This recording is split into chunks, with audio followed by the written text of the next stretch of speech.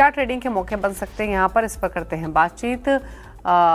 रूपक बताइए पहले तो, निफ्टी बैंक निफ्टी दोनों पर रहा है, इस रिकवरी को कैसे प्ले कर सकते हैं, अभी भी अपॉर्चुनिटी दिख रही है कोई? Good morning Deepali. तो मुझे लगता है जो सेंटिमेंट नेगेटिव हुआ, मतलब लास्ट 12 दिन में निफ्टी 1,500 पॉइंट तोड़ा, तो परसेंटेज टर्म में 5.5% निफ्टी में करेक्शन आया। बट 200 डेज मूविंग एवरेज को निफ्टी ने आज ब्रेक डाउन दिया इंट्राडे बेसिस पे। तो ये जो चुनौती दिया ना 200 डेज मूविंग एवरेज को, ऐसे ही नहीं जाएगा। तो ऐसे ही मुझे नहीं लगता कि यहाँ से एक स्वीप रिकवरी आएगा। मुझे लगता है मार्केट वोलेटाइल रहेगा, और जब तक निफ्टी क्लोजिंग बेसिस पे 25,600 के ऊपर नहीं जाता है, तब तक sell on rise kind of market रहेगा।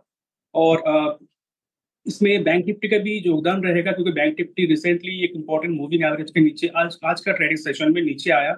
तो बैंक निफ्टी में नेगेटिविटी रहेगा, बैंकिंग फाइनेंस स्टॉक्स में नेगेटिविटी दिख सकता है। तो ओवरऑल मुझे लगता है कि सेंटिमेंट नेगेटिव रहेगा। निफ्टी का इमीडिएट सपोर्ट हो जाएगा 25,200, उसके नीचे वापस एक बार आता है तो सेलिंग प्रेशर रहेगा।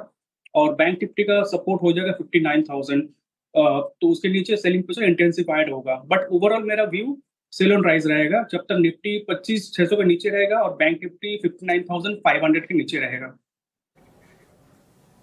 ओके, स्टॉक स्पेसिफिक कुछ ट्रेड्स आइडेंटिफाई किए हैं आपने? जी, जैसे कि सिल्वर का प्राइस में इतना बुलिशनेस दिख रहा है कंटिन्यूअसली, तो मेरा एक पिक रहेगा हिंज जिंक, जो स्टॉक कंटिन्यूअसली अपसाइड दिखा रहा है। आज भी एक पॉजिटिविटी के साथ ट्रेड करते हुए दिखाई दे रहा है। तो 691 के आसपास चल रहे स्टॉक में बाई की सलाह रहेगी, पर टारगेट ऑफ 730, नीचे स्टॉप लॉस मेंटेन करके चलना होगा एट 678 पे। दूसरा स्टॉक जो है वो सेल कॉल रहेगा, एलटीएफ। एलटीएफ में मुझे लगता है कि सेल करके चलना होगा around 288 for a target of 275।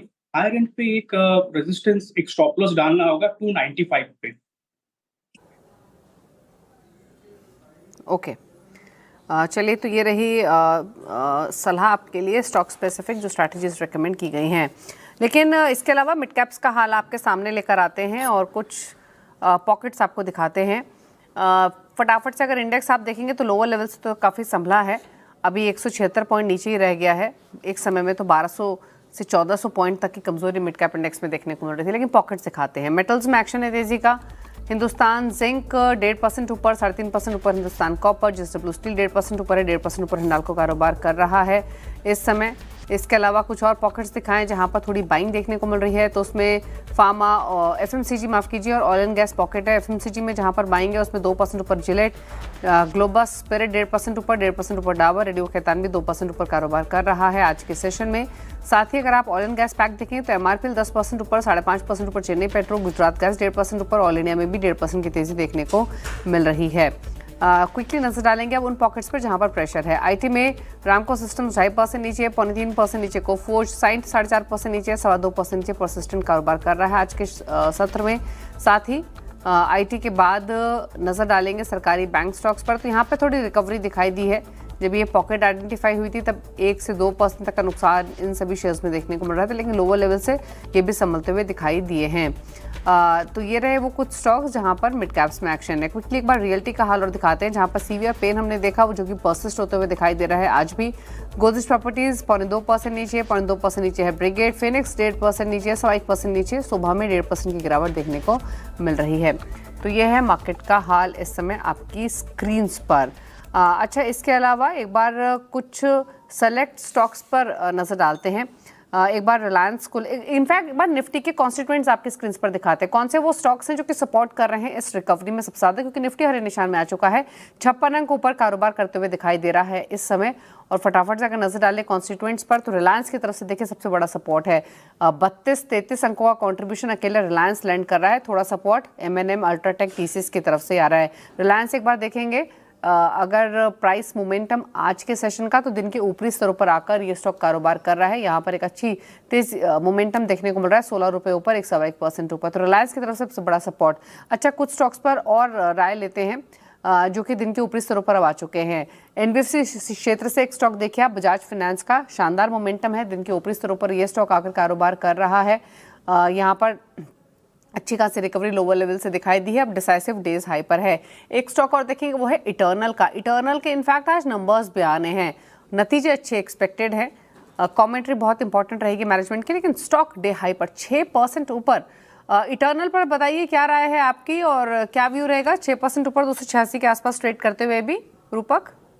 Ji, eternal परसों का दिन एक ब्रेकडाउन दिया बिलो 200 डेज मूविंग एवरेज, जो कि बहुत नेगेटिव होता है मीडियम टर्म के लिए। तो आज अगर क्लोजिंग दे सकता है 290 के ऊपर तो ये नेगेटिविटी अवॉइड कर सकता है। अदरवाइज मुझे लगता है सेलिंग एक बार वापस आएगा और नीचे 270 भी टूट सकता है। अगर 290 का सपोर्ट रेजिस्टेंस नहीं टूटा आज तो 270 तक आ सकता है। लेकिन इंटरेस्टिंग मूव है, अभी नंबर्स आए नहीं और नंबर से पहले ऑलरेडी स्टॉक 6% ऊपर आ चुका है। नंबर्स हालांकि अच्छे एक्सपेक्टेड है, प्रॉफिटेबिलिटी में 50% की ग्रोथ एक्सपेक्टेड है, रेवेन्यूज़ में तो लगभग 180-190% की ग्रोथ एक्सपेक्ट की जा रही है। और स्टॉक आप देखिए नतीजे आए नहीं है लेकिन उससे पहले ही एक अच्छा प्राइस एक्शन दिखा रहा है, 6% ऊपर इस समय दिन के ऊपरी स्तर पर कारोबार कर रहा है। लेकिन नज़रें बनी हुई हैं करेंसी मार्केट पर भी। रुपए में लगातार हम गिरावट देख रहे हैं, लगातार बनी हुई है लॉसेस और रिकॉर्ड लोअर लेवल्स भी रुपए ने आज टच किए। आज फिर से 91.45 तक के लेवल्स निचले स्तरों पर रुपए ने छुए। इस टाइम 91.57, इनफैक्ट इस समय भी डेज लो पर ही ट्रेड करता हुआ दिखाई दे रहा है। आरबीआई के दखल के बावजूद रुपए में गिरावट बढ़ी है। किस तरीके के फंडामेंटल्स फिलहाल दिखाई दे रहे हैं, क्या फैक्टर्स हैं जो कि मूड बिगाड़ रहे हैं रुपए का, क्या एक्सपेक्ट करना चाहिए यहाँ से, इस पर बातचीत करते हैं।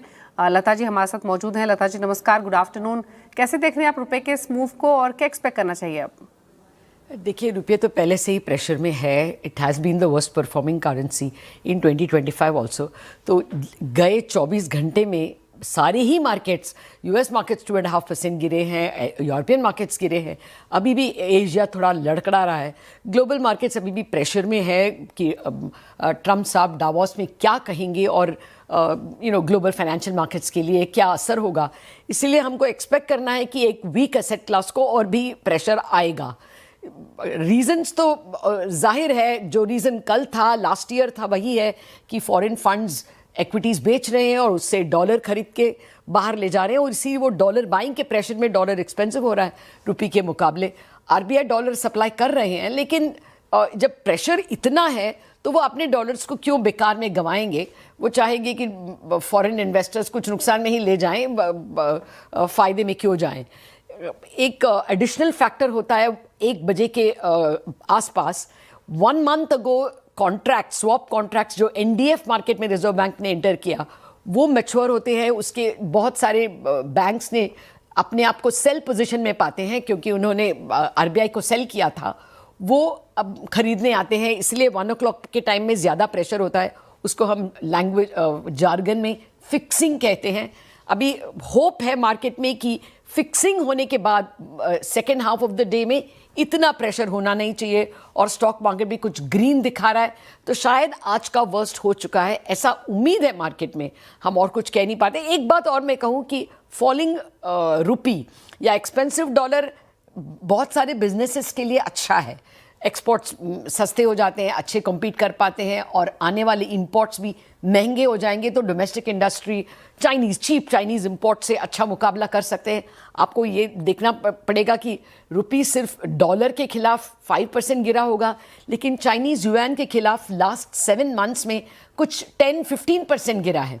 तो that makes it easier to compete with Chinese imports. इसके फ़ायदे भी हैं, लेकिन नुकसान वो होता है जब बहुत सीरियस फॉल थोड़े समय में हो जाता है, तब आने वाले इन्वेस्टर्स भी रुकेंगे कि स्टेबिलिटी आने दो, तो उसका वो नेगेटिव असर भी है। फिलहाल हमको देखना है कि अगर स्टॉक मार्केट के ग्रीन रुपी तक फैलता है कि नहीं। ओके, शुक्रिया लता जी इस पर अपनी राय देने के लिए। और इनफैक्ट अभी भी 91.61 के लेवल्स रुपए पर देखने को मिल रहे हैं। चलिए रुक रहे हैं इसी के साथ एक ब्रेक के लिए। ब्रेक के बाद कुछ और खबरें आपके लिए लेकर आएंगे, जल्द वापस आते हैं।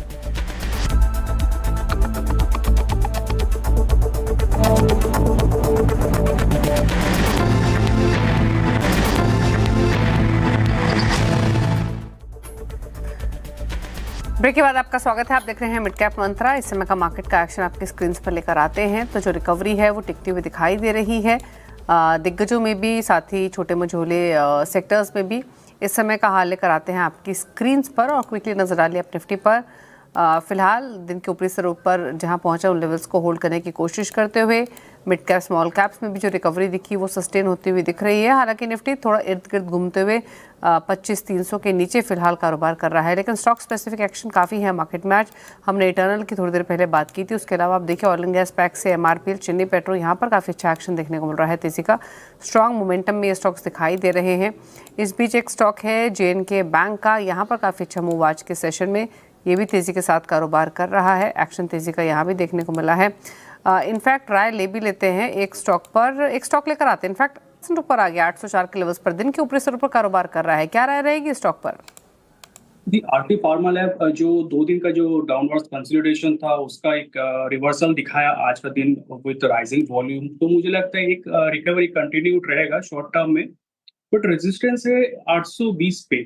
तो 820 के ऊपर नया लेवल्स खुलेगा। फिलहाल मुझे लगता है छोटा मोटा रिकवरी आएगा और स्टॉक को 790 की स्टॉप लॉस से होल्ड करना चाहिए।